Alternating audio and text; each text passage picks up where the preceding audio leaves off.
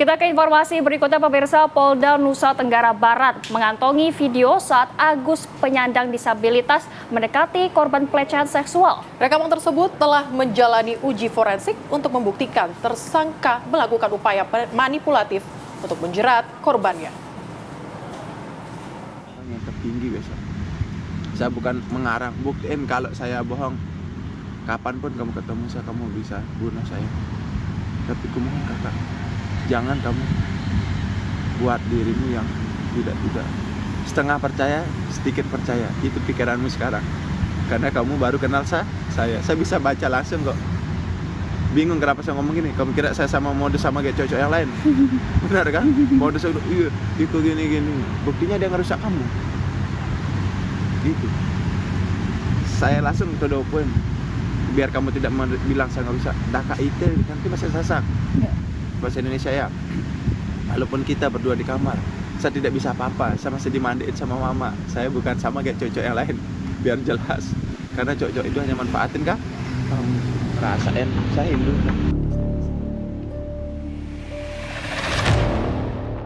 Rekaman video dan suara Agus penyandang disabilitas fisik mendekati korban pelecehan seksual ini menjadi pelengkap barang bukti pihak kepolisian. Rekaman ini diambil salah satu korban saat tersangka Agus yang tengah menjerat korban-korbannya dengan cara memanipulasi pikiran mereka.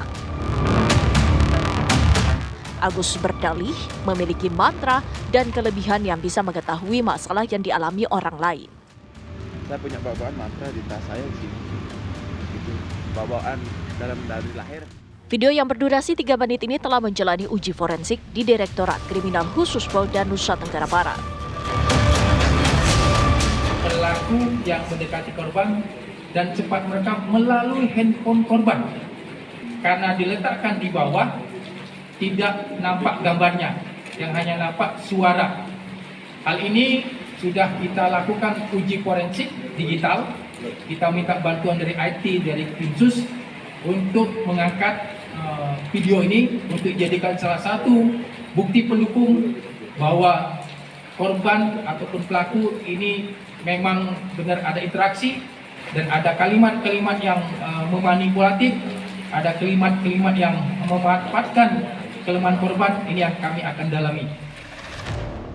Pria difabel Agus alias IWAS tersangkut kasus dugaan pelecehan seksual terhadap seorang mahasiswi.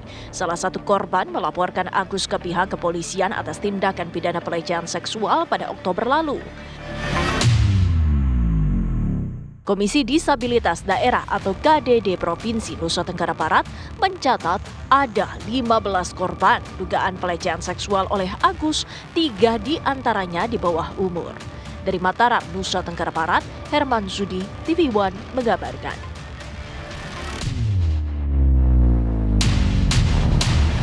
Pemirsa, korban saat ini yang melaporkan kasus ini sudah mencapai 15 orang. Kita akan dalami kasus ini, pemirsa. Saat ini sudah bergabung dengan kami, Komisi Disabilitas Daerah, yakni Pak Joko Jubadi. Selamat sore, Pak Joko. Selamat sore, Mbak. Pak Joko, mungkin bisa diceritakan ini saat ini sudah ada 15 korban begitu. Dari 15 korban ini seperti apa? Ya, jadi sampai hari ini ada 15 korban yang sudah menginformasikan, dikonfirmasi oleh Komisi Disabilitas Daerah. Dan dari 15 itu 7 diantaranya sudah di BAP oleh kepolisian, sudah diperiksa di kepolisian. Rencananya besok ada 1 korban lagi yang akan diperiksa. Nah, sisanya itu masih kita coba melakukan pendekatan, membujuk para korban untuk kemudian berani berbicara. Nah, ini yang sedang kami lakukan saat sekarang ini. Oke, Pak Joko, ini informasinya yang beredar ada yang masih di bawah umur dan ada yang hamil. Itu benar tidak, Pak? Ada memang 3 orang anak yang ada di dalam kasus ini. 2 diantaranya sudah diperiksa oleh teman-teman di kepolisian, tetapi soal apakah ada yang hamil sampai hari ini belum terkonfirmasi. Meskipun ada yang menyampaikan bahwa salah satu korban itu hamil, tetapi kami belum bisa mengkonfirmasi kepada korban maupun keluarganya apakah betul informasi bahwa korban itu hamil, itu sampai hari ini belum kita temukan korbannya, belum bisa terkonfirmasi. Korban dan keluarganya masih menutup diri. Oke, lalu bagaimana dengan usia di bawah umur? Ya, yang tadi kan di usia bawah umur itu kan yang sudah diperiksa oleh teman-teman kepolisian itu ada 2 orang. Nah, nanti saya tidak tahu persis nanti apakah kemudian ini akan menjadi satu berkas tersendiri, laporan tersendiri, atau kemudian tetap sama, apakah kemudian dia hanya akan menjadi saksi bagi kasus Agus yang pertama. Karena kalau kemudian itu di bawah umur, seharusnya memang dimungkinkan adanya laporan baru dengan menggunakan pasal yang berbeda. Kalau yang laporan pertama itu menggunakan pasal 6 Undang-Undang TPKS, pasal 6C Undang-Undang TPKS, tapi ketika kemudian ini korbannya ini anak-anak, yang akan dipakai pastinya adalah pasal 81 atau 82 Undang-Undang Perlindungan Anak.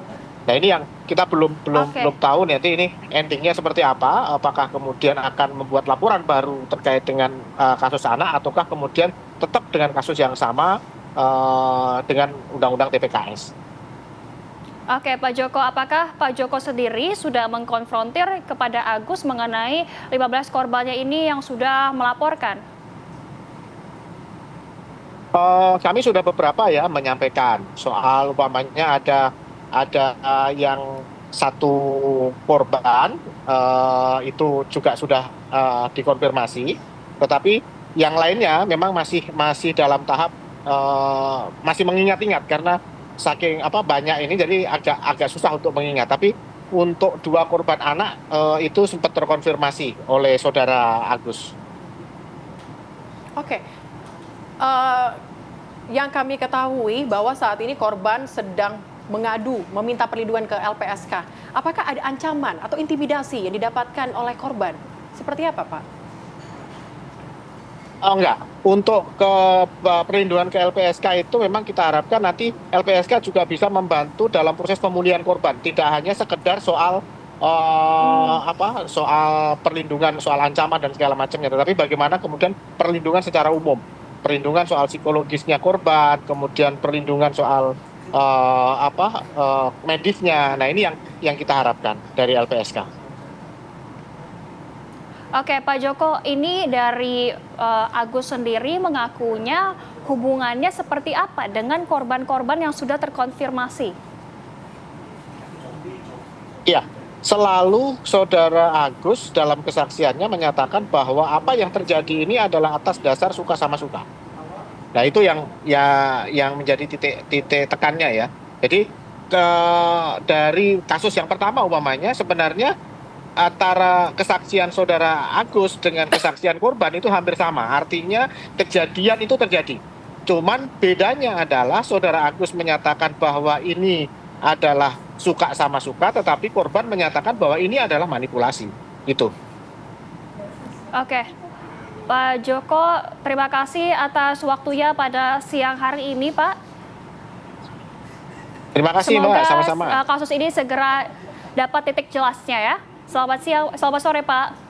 Terima kasih. Baik pemirsa, Selamat Menteri sore. Sosial Saifullah Yusuf mengatakan akan menyerahkan kasus pemuda disabilitas yang menjadi tersangka pelecehan ke pihak berwajib. Ya, Mensos akan memberikan pendampingan kepada korban. Pertama gini, kira-kira kita serahkan ke polisi ya. Kita tahu bahwa polisi bertindak profesional. Beliau akan melakukan proses-proses yang semestinya. Kalau yang bersalah ya pasti ditindaklanjuti gitu. Jadi tidak akan menetapkan tersangka itu dengan bukti-bukti yang tidak cukup, dengan asumsi. Maka itu saya percaya betul Pak Kapolda proses yang dilakukan oleh polisi. Kemudian korban tentu kita lakukan pendampingan semampu kami, sebisa kami sesuai dengan perangkat yang kami miliki. Lebih-lebih di situ ada 2 anak yang saya dengar, ada 2 orang yang masih di bawah umur.